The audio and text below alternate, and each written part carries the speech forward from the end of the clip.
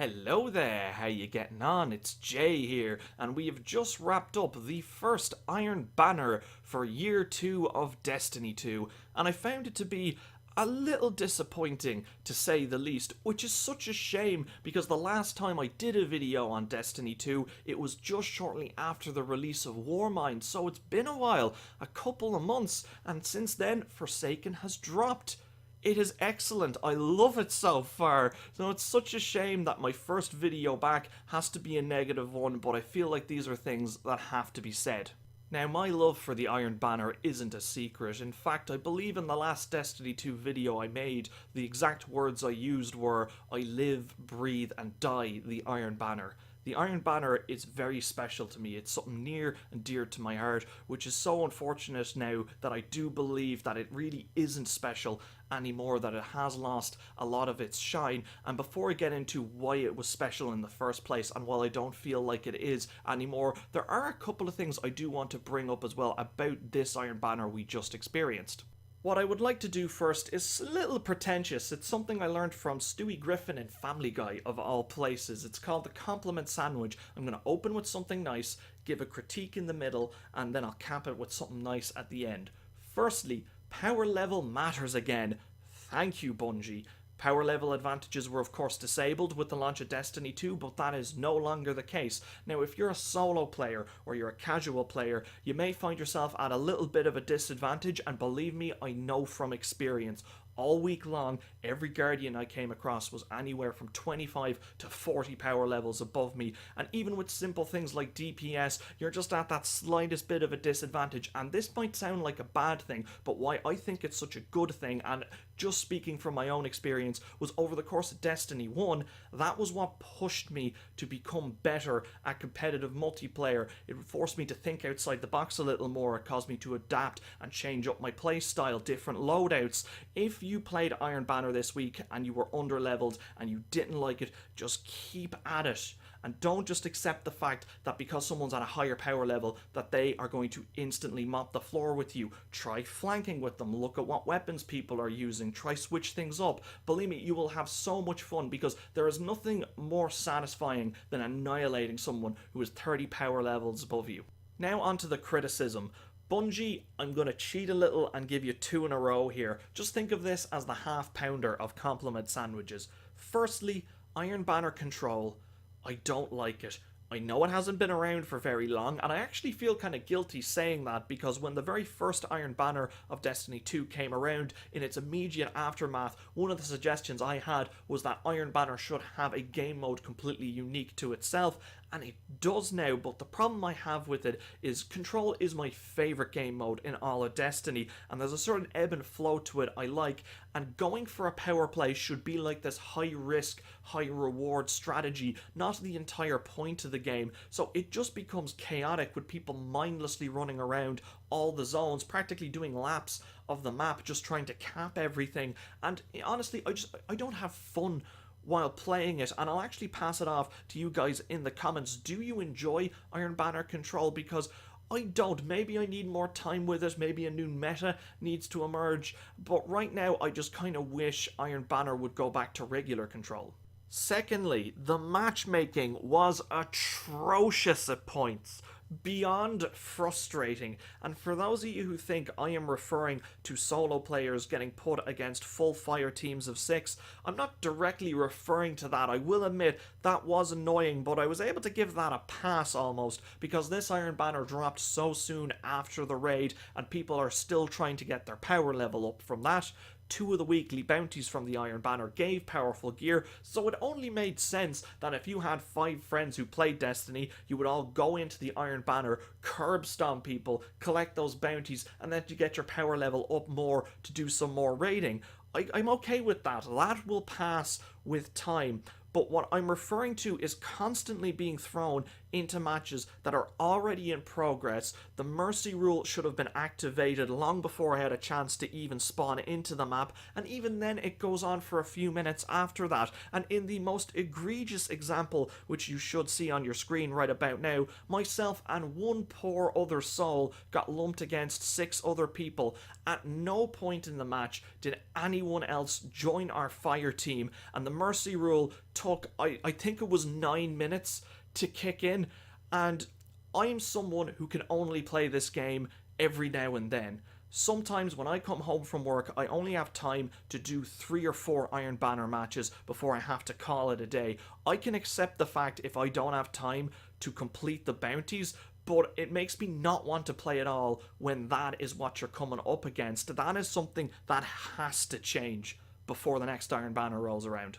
And finally, to close off this compliment sandwich, I would just like to point out that the new Iron Banner armor set looks really cool. At first I was actually disappointed that I had managed to collect the entire set in just this first Iron Banner alone, but then thinking about it, before we know it, it's going to be a new season, there'll be new ornaments for it, hopefully they'll look cool as well, and this might seem like a kind of weak one to end it off on, but really I have consistently found the Iron Banner armor sets to be the best armor sets in the game, and now that random rolls are back, I can continue to play the Iron Banner in an attempt to get myself looking the way I want with the perks I want. So kudos on that.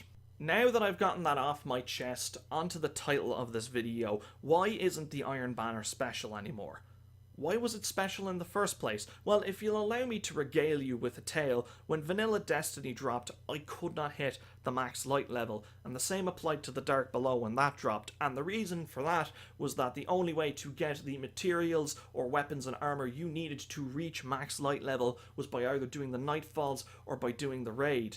And I didn't have a raid team, didn't have a Nightfall team, so I was stuck. When House of Wolves came along, that changed. The Trials of Osiris were introduced. Again, there was no matchmaking on that, so I wasn't able to do it, but Etheric Light was added to the loot pool of the Iron Banner, and when you hit rank 5, you were guaranteed a drop. You could use that Etheric Light to bring the light level of, for me, I believe I used it on my armor, to bring me up to the max light level for the first time in Destiny history. I was elated, my Guardian looked like muck, but it didn't matter, I was max light level.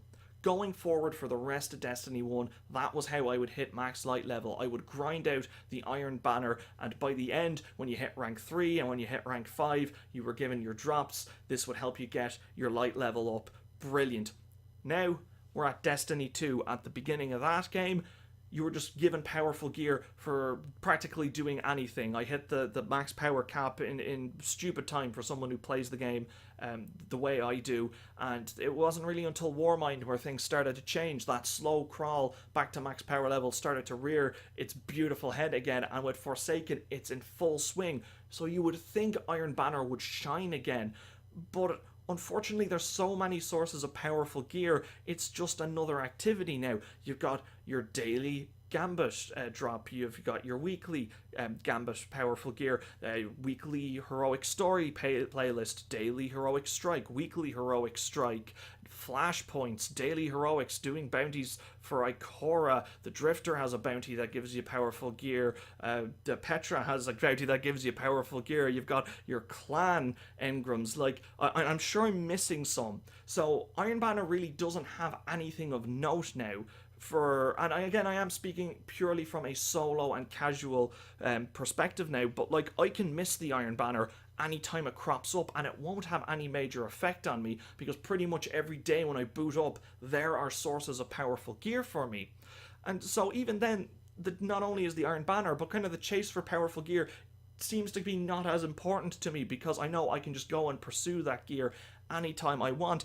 And for context, to just show you how kind of far the Iron Banner has fallen for me, was I hadn't done either of the weekly bounties that gave you powerful gear, but I just gave up playing the Iron Banner to go and play Gambit instead, because Gambit's my thing now. I love Gambit. Gambit's the new fun game mode that we have.